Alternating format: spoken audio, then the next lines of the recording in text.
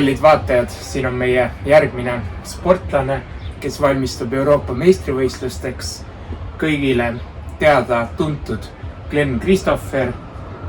Sellel aastal väga häid maadlusi näidanud Taskendi Grand Slamil, kus saavutas 5. koha ja proovime siis ka tema käest teada saada, millised on tema mõtted eelseisva Euroopa meistrivõistluste suhtes. Tere, Glenn! Tere, Mattias! Kui palju on kogu see situatsioon nii Eestis kui ka välismaal seoses koroonaga muutnud sinu EM-iks ettevalmistamist? Ega ta ei ole üldse muutnudki nüüd päris osale. Selles mõttes, et me oleme saanud samamoodi reisida ja lennata ja trenni teha nagu ikka. Selles mõttes on EOK poolt tagatud ja väga head tingimused sportlastele. Ja kui sa vaatad seda, et sinu arvates suurt muutust pole olnud, kas me saame öelda, et EM-iks ettevalmistus on olnud täpselt selline, nagu sa oled tahtnud või on midagi sind häirinud? Peab vist tunnistama, et kõik on läinud täpselt plaani päraselt välja arvatud siis kapslivigastus, mis on paratamatu osa judost. Ja kõik muu on nagu ootamatult hästi läinud, jah. Kui me vaatame, mainisid juba EOK tuge, mis on aidanud sind EM-iks ettevalmistusel koroonatestidega seoses ja ka ettevalmistustoetuse näol, siis kuidas sa hindad Judo Liidu panust oma ettevalmistusse? Superpärane küsimus. Judo Liit on... Ma ei oskagi kohe midagi öelda, selles mõttes, et EOK pealt tuleb vist meie ettevalmistusraha.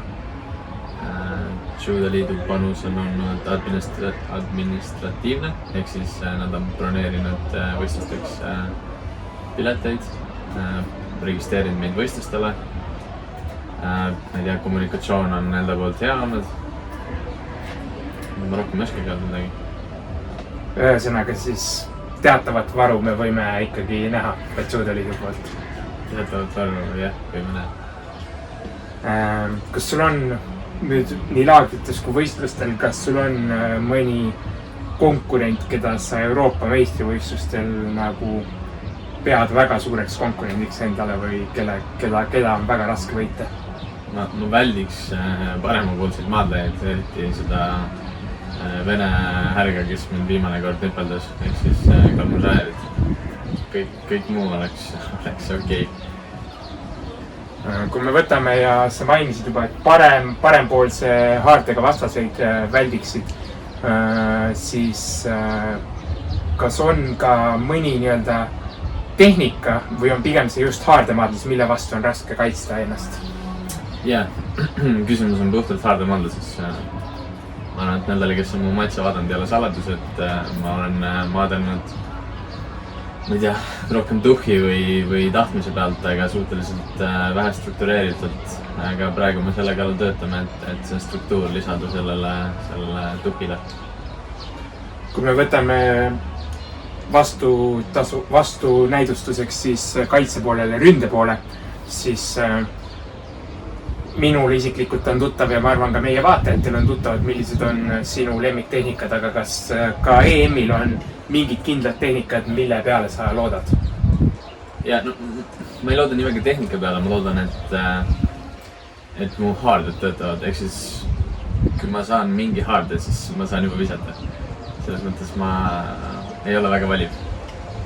Aga kui ma pean ühe tehnika ütlema, siis ma loodan, et see on Sumigaishi. Kui me vaatame seda, et nüüd see on esimene Euroopa meistrivõistlus, kus sa siis teise treeneri käe all oled tegemas oma ettevalmistust, siis kas ka ettevalmistuse ülesehituses on mingid asjad muutunud või ettevalmistus on jäänud laias laastus samaks, nagu see oli varasemalt?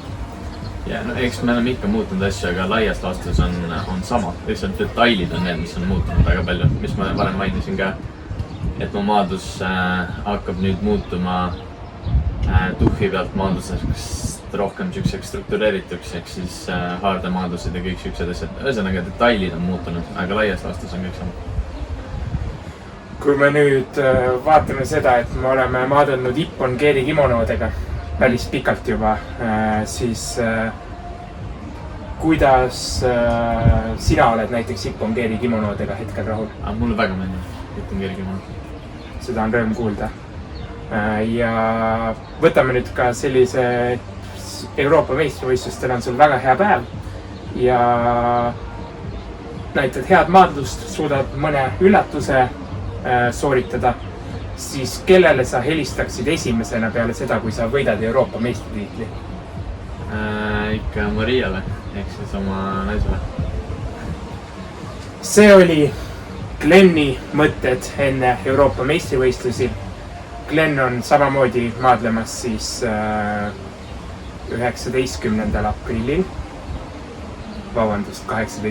aprillil on maadlemas Lissabonis toimuvatel Euroopa meistrivõistlusel kehakaalus kuni 90 kilogrammi.